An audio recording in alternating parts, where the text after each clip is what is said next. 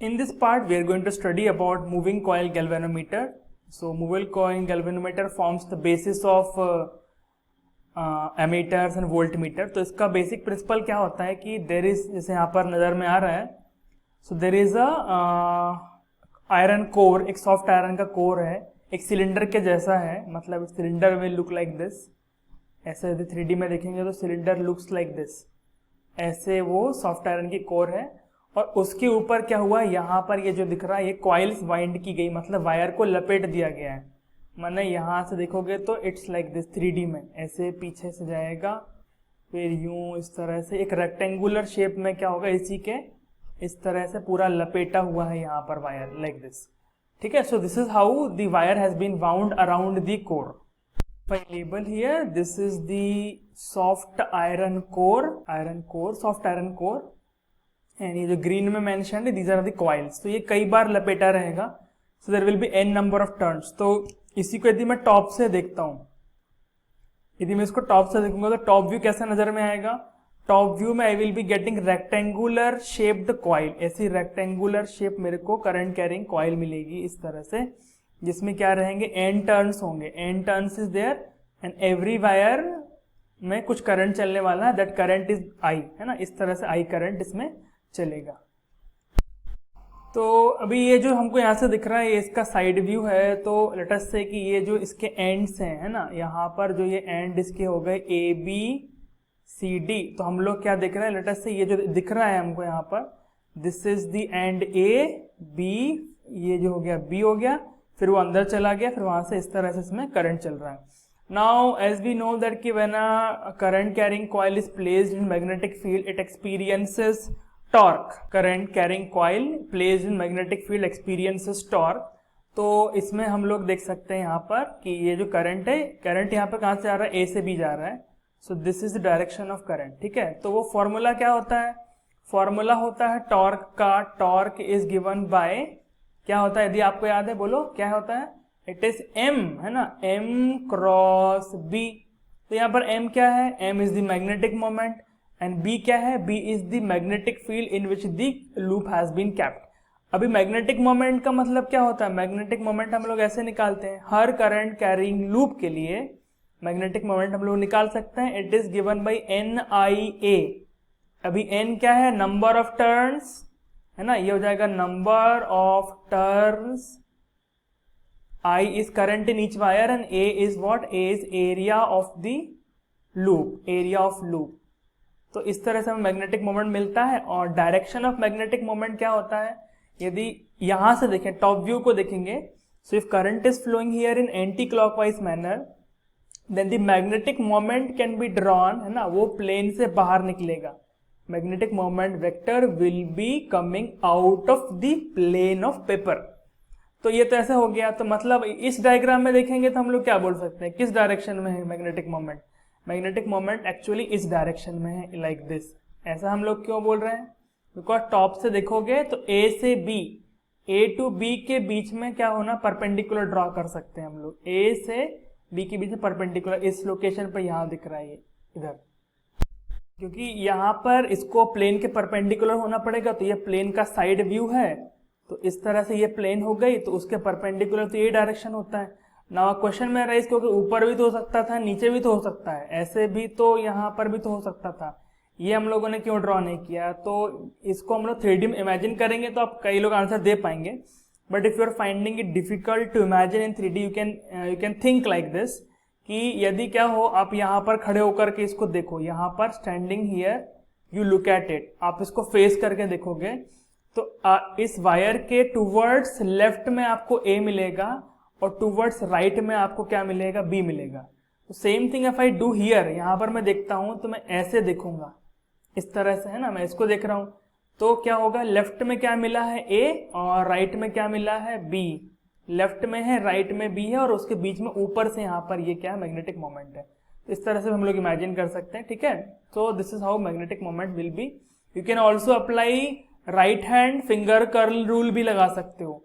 यदि आप right hand finger curl rule लगाओगे तो इधर देखेंगे तो फिंगर इस तरह से कर्ल हो जाएगी आपकी, और थंब ऐसे निकल करके आएगा like this. So thumb points in direction of magnetic moment and finger curls of finger give you direction of current. तो ये करंट का डायरेक्शन हो जाएगा और ये मैग्नेटिक मोमेंट का डायरेक्शन होगा। ठीक है, इसकी हैंड ही है, it may look like a hand of a ghost but ये हैंड प्रॉपर है।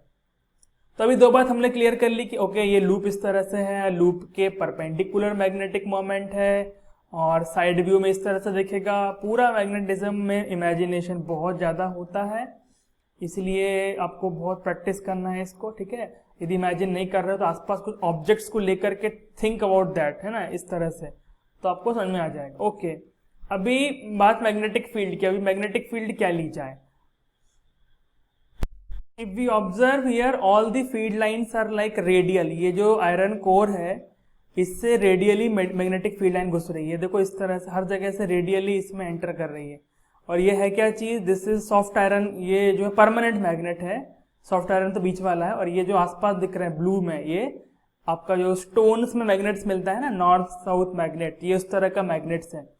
और इनको इस तरह से डिजाइन किया गया कि इनसे जो मैग्नेटिक फील्ड क्रिएट हो रही है it is radial to this coil, radius not this coil, radial to this iron core.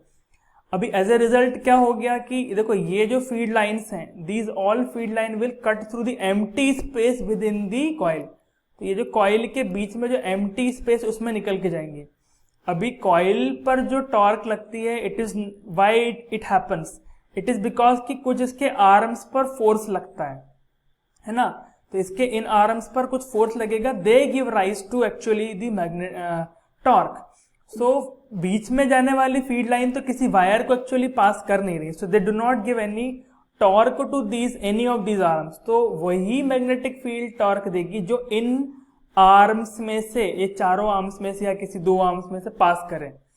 तो वो पास करने वाली ये सब तो नहीं हो सकती, बट क्या है, ये जो दिख रहा है आपको यहां से जो फील्ड लाइन जो इसमें से निकल के जा रही है along the plane of the wire जो जा रही है, ठीक है, जैसे जैसे ये रोटेट करेगा तो क्या होगा, कुछ ना कुछ तो फील्ड लाइन हमेशा ही क्या रहेगी, कुछ ना कुछ फील्ड लाइन हमेशा इसके प्लेन से पास करेगी। अभी इस पर्टिकुलर ओरिएंटेशन में ये कॉइल इस तरह से है तो कुछ फील्ड लाइन ऐसे मिल गई इसको। After some time what may happen, ये कॉइल घूमता घूमता इट में happen, it will become like this. Coil ऐसे हो जाएगी, तब देखो इसमें कौन सी फील्ड रेडियल मिलेगी अब आपको ये फील्ड लाइंस रेडियल मिल जाएगी, मतलब कभी रेडियल नहीं, ये field lines along the plane मिलेगी। So whatever may be the orientation of the coil, always क्या होगा, कुछ ना कुछ फील्ड लाइंस जो हैं उसके प्लेन में रहने वाली है। सम और the other field lines are going to be the plane in the plane of the coil. तो ये बात क्लियर है, समझ में आया? सिंपल सी बात क्या है, इस तरह की डिजाइन, रेडियल डिजाइन करने, इस तरह का डिजाइन करने से क्या होता है, magnetic field remains radial, and because magnetic field remains radial, उससे क्या होता है कि जब बीच का ये कॉइल घूमता है, जब ये बीच का कॉइल रोटेट करता है तो कोई ना कोई फील्ड लाइंस क्या करते हैं, इस कॉइल के प्लेन से पास करते हैं। प्लेन से पास करते हैं मतलब ए के तरफ से एंट्री करेंगे और बी के तरफ से लीव करेंगे। इस तरह से देखो यहाँ पे ए के साइड से एंट्री है, because field line originate from north pole, and B के तरफ से वो लीव कर देते हैं। तो हम लोग ए के तरफ से एंट्री, बी की तरफ से लीव करवाएंगे, तो इस तरह से in this manner we are going to get field lines. तो these are the field line, इस तरह से रहेंगी। Now they will give rise to torque. तो टॉर्क क्यों मिलेगा, बिकॉज ये जो एडी आर्म है, एडी आर्म पर फोर्स लगेगा, एडी आर्म पर एक फोर्स लगेगा और बीसी आर्म पर फोर्स लगेगा, ठीक है। ये एबी आर्म पर फोर्स नहीं होगा because it is parallel to magnetic field, और ये डीसी आर्म पर भी फोर्स नहीं होगा because it is parallel to, और you can say anti parallel to magnetic field. Because formula क्या होता है, फॉर्मूला जो force on current carrying wire होता है, इट कम्स उसमें डीएल क्रॉस बी का मेंशन आता है, तो आई डीएल क्रॉस बी का मेंशन उसमें आता है। तो यदि है ना करंट का डायरेक्शन, तो डीएल का डायरेक्शन सेम ही होता है।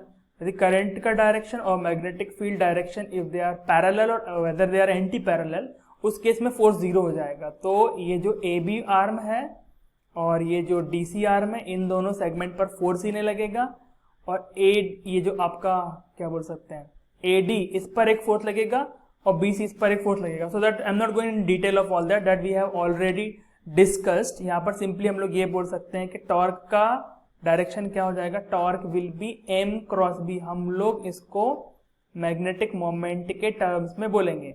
तो मैग्नेटिक मोमेंट का डायरेक्शन क्या है? सो मैग्नेटिक मोमेंट का डायरेक्शन ये है, इस तरह से। सो यदि मैं सेपरेटली ड्रॉ करूं तो ये जो है मैग्नेटिक फील्ड का डायरेक्शन है, और इस तरह से जो है ना, बिकॉज मैग्नेटिक फील्ड प्लेन के अलॉन्ग है और इस तरह से मैग्नेटिक मोमेंट है।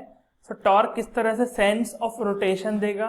It will be m cross b, मतलब टर्न m टूवर्ड्स b, मतलब magnetic moment will try to align itself in the direction of magnetic field, है ना। वो इस तरह से यहाँ पर क्लॉकवाइज रोटेशन देगा, मतलब ये कॉइल किस तरह से टर्न मारेगी? कॉइल इस तरह से टर्न मारेगी, वही तो होगा। तो जब कोई करंट नहीं चलेगा तो कोई टॉर्क नहीं रहेगी, तो ये पॉइंटर यहाँ पॉइंट करेगा। जैसे जैसे आप करंट इंक्रीज करोगे क्या होगा? टॉर्क लगना शुरू हो जाएगी और ये पॉइंटर सामने की ओर ऐसे घूमेगा, ठीक है। अब वो टॉर्क का मैग्नीट्यूड कितना होगा? सो इसी के हिसाब से निकाल सकते हैं हम लोग। So let us write it out. So मैं जैसा मैग्नीट्यूड लिख रहा हूं, torque is equal to magnetic moment is equal to NIA, ये तो मैग्नेटिक मोमेंट होता है, और B is magnetic field, and दोनों में एंगल कितना है? दोनों परपेंडिकुलर होंगे, because magnetic field is in the plane of the loop and magnetic moment is perpendicular to the loop. As a result of that magnetic field and magnetic moment दोनों के बीच में angle कितना हो जाएगा? 90 डिग्री। तो ये है ना MB sin थीटा लिखा हुआ है यहाँ पर हमने। ओके, MB तो लिखना भूल गए, तो ये हो गया M, फिर हम लोग लिखेंगे यहाँ पर B MB and here we have sin 90 degree. sin 90 degree is equal to 1। So ultimately torque क्या मिलेगा? Tau is equal to BINA, है ना। T फॉर टॉर्क, ये टाउ है, T सोच सकते हैं।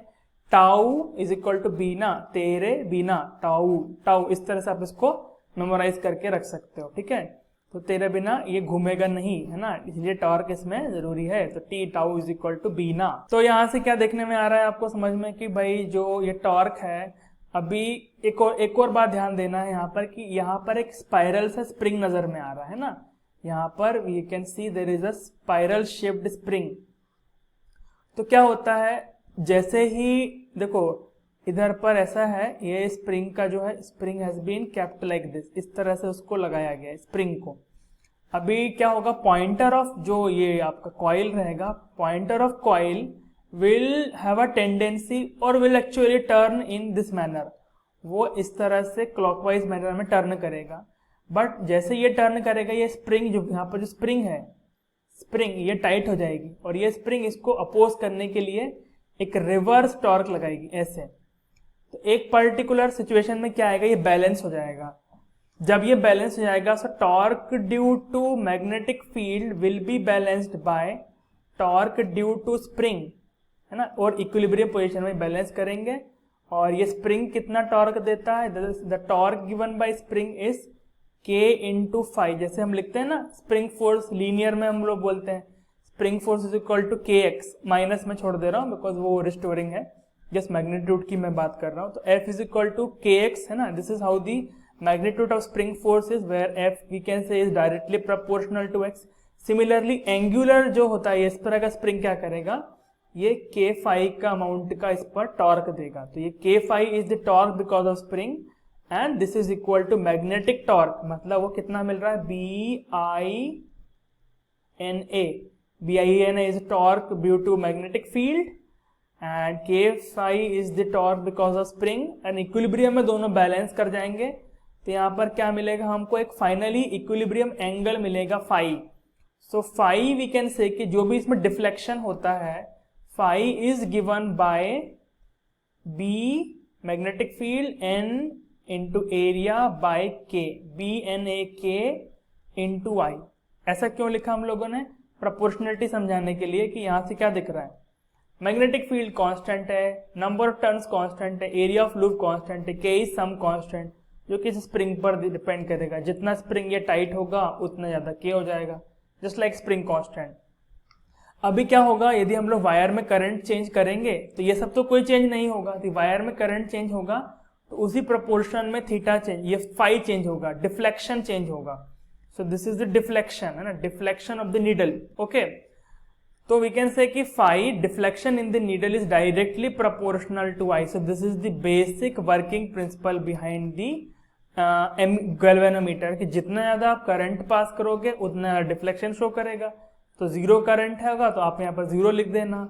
मान लीजिए 1 मिली एम्पियर, यहाँ 1 milli ampere, then 2 milli ampere, then 3 milli ampere, like this we can calibrate this, है ना। I have explained about calibration when we were discussing galvanometer in the current electricity chapter. So this is the whole substance कि ये जो होगा इतना deflection produce होगा। Deflection is directly proportional to I. इसी relation में यहाँ पर एक क्वांटिटी कैलकुलेट की जाती है जिसको हम लोग बोलते हैं करंट सेंसिटिविटी। क्या बोलते हैं? Current sensitivity. तो करंट सेंसिटिविटी क्या होता है? It is the deflection per unit current, है ना। मान लीजिए आपने 1 एम्पियर करंट पास किया तो डिफ्लेक्शन इतना ज्यादा हो गया। अभी आपने मान लीजिए 1 मिली एम्पियर करंट पास किया तो क्या डिफ्लेक्शन कुछ देख पाएगा? नहीं। तो वो तो सेंसिटिव नहीं है।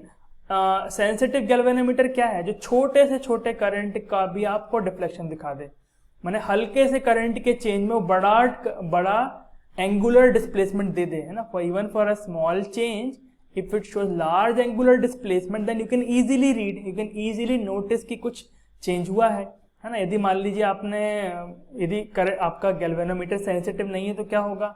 यदि माइन्यूट करंट में चेंज होगा तो वो डिफ्लेक्शन ऑलमोस्ट शो ही नहीं करेगा, तो आपको आइडेंटिफाई हो ही नहीं पाएगा कि इसमें क्या हुआ है, कोई चेंज हुआ है। इसलिए क्या होता है कि वी मेजर करंट सेंसिटिविटी। इसका मतलब क्या होता है? छोटे से छोटे करंट पर आपको लार्ज डिफ्लेक्शन मिलना चाहिए। Therefore phi has been kept in numerator and I has been kept in denominator.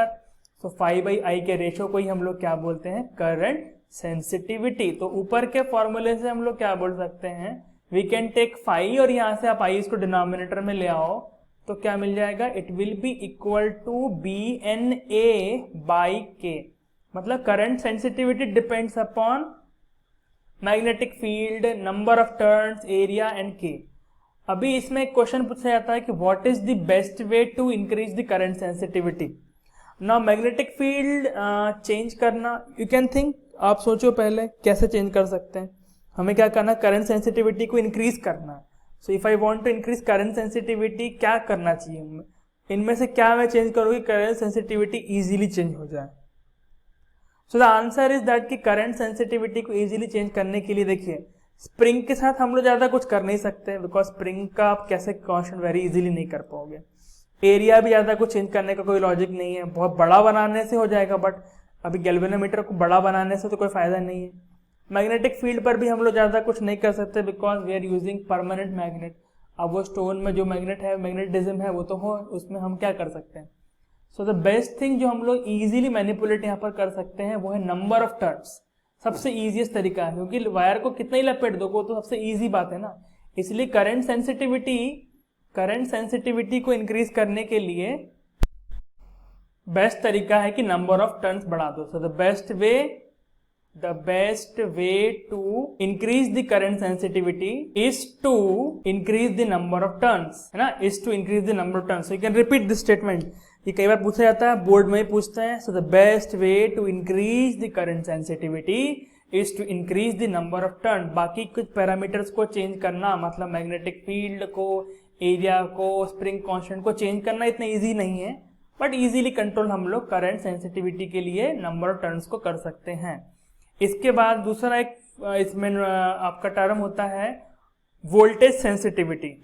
Voltage sensitivity, तो इसको कैसे डिफाइन करते हैं? Deflection per unit voltage. अभी ये वोल्टेज कहाँ अपीयर कर रहा है? देखो ये जो गैल्वेनोमीटर की कॉइल्स हैं यहाँ पर, तो कॉइल में कुछ ना कुछ तो करंट चलेगा, वायर्स है तो वायर्स में कुछ ना कुछ रेजिस्टेंस तो रहेगी। सो जब करंट एक गैल्वेनोमीटर से पास होता है तो उसमें कुछ वोल्टेज ड्रॉप तो आ जाएगा। So that voltage drop here we are talking about, और उसी को प्रॉपर कैलिब्रेशन के बाद हम लोग एज अ वोल्टमीटर यूज कर सकते हैं।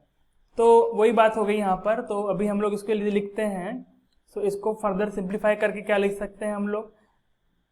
फाई तो जो है वोल्टेज को क्या लिख सकते हैं? Voltage we can say resistance होगा इसके वायर्स का, गैल्वेनोमीटर का, तो we can say V is equal to IR। Therefore we can write here, we can replace V by IR, and we also know कि फाई क्या होता है? Phi is equal to, जैसा अभी हम लोग ऊपर लिखा, phi is equal to BNA by K into I, है ना, BNA into K, BNA into I by K। B N A by K into I, ये मिला फाई, और इंटू क्या हो जाएगा 1 अपॉन यहाँ से जाएगा आई आर। देखो आई से आई तो कट गया, तो अल्टीमेटली आपको क्या मिला, voltage sensitivity is equal to B N A by K into R. अभी इसमें एक इंटरेस्टिंग ध्यान देने वाली बात यह है कि जैसे करंट सेंसिटिविटी को इंक्रीज करने के लिए हमने एक उपाय देखा कि भाई हम if you increase number of turns तो करंट सेंसिटिविटी इंक्रीज हो जाती है, but the current sensitivity increase होगी तब भी वोल्टेज सेंसिटिविटी इंक्रीज नहीं होती है। सिंपल एग्जांपल ये है कि यदि मैं क्या कर दूं, नंबर ऑफ टर्न्स को n से डबल करके 2n कर दूं, तो यदि मैं नंबर ऑफ टर्न डबल करूंगा तो इस फॉर्मूले के अकॉर्डिंग क्या हो जाएगा, आपका करंट सेंसिटिविटी क्या हो जाएगी, पहले से कंपैरिजन में डबल हो जाएगी, बिकॉज n डबल हो जाएगा, है ना। So phi by I will become 2 times of phi by I, ये डबल हो जाएगी, ये आपकी करंट सेंसिटिविटी है। बट यदि आपने नंबर ऑफ टर्न डबल कर दिया तो लेंथ ऑफ वायर भी डबल हो जाएगा, और यदि लेंथ ऑफ वायर डबल होगा तो रेजिस्टेंस भी डबल हो जाएगी, 2 टाइम्स ऑफ आर हो जाएगी। So when you try to calculate voltage sensitivity, उसमें क्या हो जाएगा, उसमें ऊपर n के कारण एक 2 आएगा, वो 2n मिलेगा आपको फैक्टर, और यहाँ पर क्या मिलेगा, एक आपको r के कारण भी 2 का फैक्टर मिलेगा। तो ये दोनों जो फैक्टर्स रहेंगे, है ना, एक आपका नंबर ऑफ टर्न बढ़ाने से, नंबर ऑफ टर्न डबल करने से तो वो डबल हो जाएगी, बट रेजिस्टेंस के डबल होने से वो हाफ हो जाएगी, तो डबल होके हाफ हो जाएगी, मतलब there will not be any change, तो इसमें कोई चेंज नहीं होगा। So this is all about moving coil galvanometer.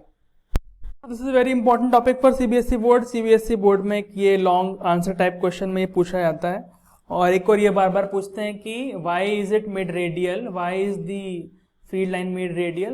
Field lines are made radial so that always there are some magnetic field which are parallel, which are in the plane of the loop, so that यहाँ पर जो ये हमेशा theta angle कितना रहेगा, 90 degree maintain रहेगा, और आपका ये एक्सप्रेशन जो टॉर्क का मिलेगा it will be constant independent of the orientation of the loop, है ना। लूप किसी भी ओरिएंटेशन में क्यों ना हो, वो लूप ऐसे हो चाहे फिर घूम करके वो ऐसे हो जाए, किसी भी ओरिएंटेशन में वो रहे, घूमने के समय टॉर्क उस पर कांस्टेंट ही रहेगी।